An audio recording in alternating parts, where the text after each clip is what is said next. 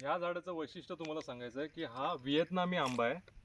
हा हाईटला एवढाच असतो, जास्तीत जास्त हा एवढा विस्तारित होतो काही वर्षानंतर.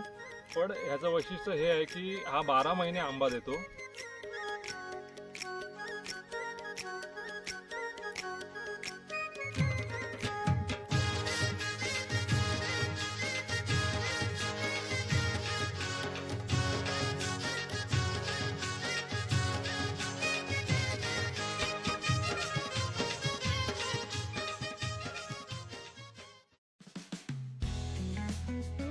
नमस्कार मित्रांनो, बऱ्याच दिवसांनी आपण शेती लागवडीवर एक खास व्हिडिओ घेऊन येतोय.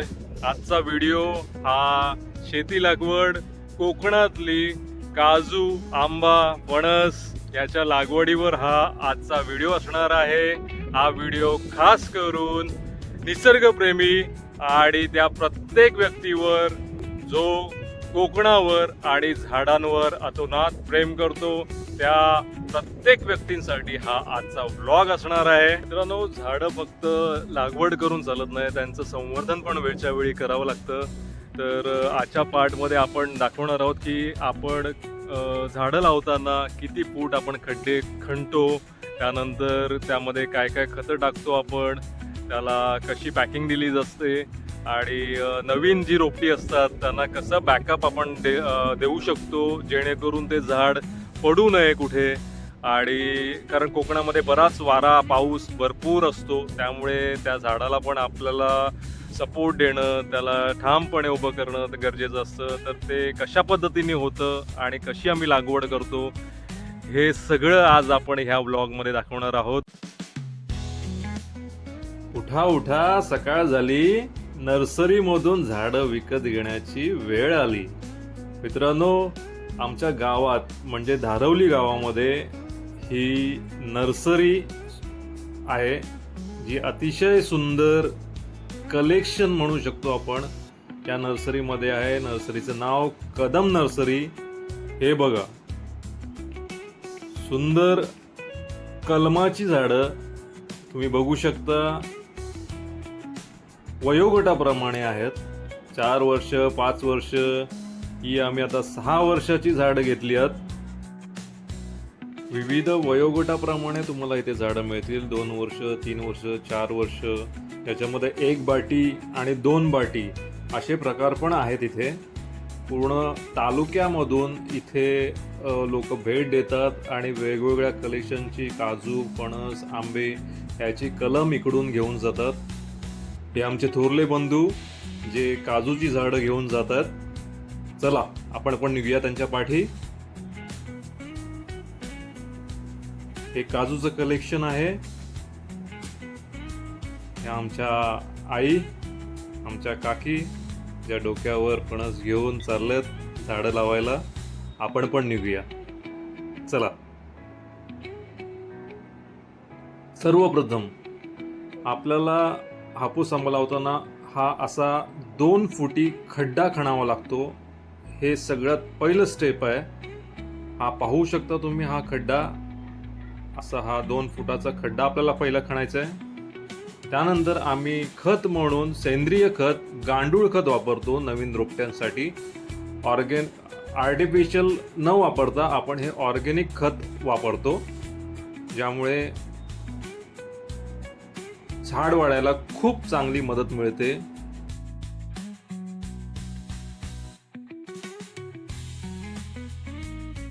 ही कलमाची झाडं आहेत. ह्याला आधार म्हणून ह्या एक काठी बरोबर अजून एक काठी आपल्याला सपोर्ट म्हणून द्यावा लागतो. नाहीतर पावसामुळेत इकडे कोकणा साईडला भरपूर जोर असतो वाऱ्याचा आणि त्याच्यामुळे ही झाडं कदाचित पडू शकतात. तर त्यासाठी आपण ह्या काठी बरोबर अजून एक काठीचा आधार देणार आहोत. बघा, याच्यामध्ये आम्ही गांडूळ खतं पण टाकलेत, शेणखत आहेत, ती आपण खाली टाकतो. 2 फुटाचा खड्डा करतो, त्यानंतर ही कलम लावली जातात अशा पद्धतीने.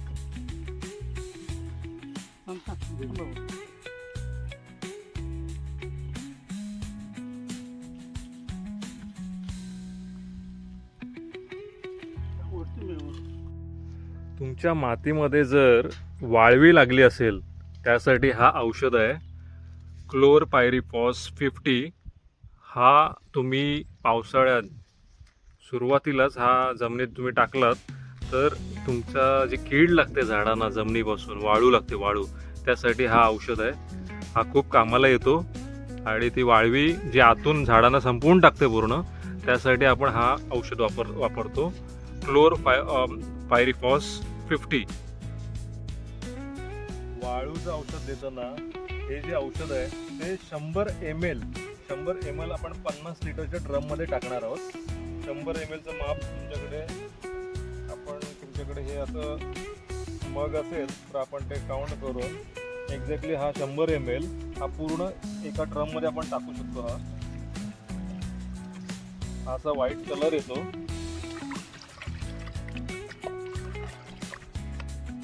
हा व्यवस्थित एका दांडाने पूर्ण हलवून घ्यायचं आतमध्ये. पूर्ण हे मिश्रण मिक्स करून घ्यायचं आहे 50 लिटरच्या ड्रममध्ये.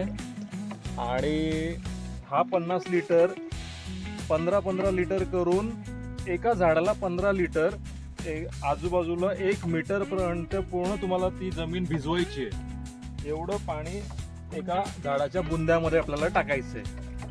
ठीक आहे. झाडाच्या 1 मीटर आजूबाजूला पूर्ण हा लिक्विड आपल्याला टाकायचं आहे, जेणेकरून आजूबाजूची पूर्ण वाळू असेल बुंदापासून ही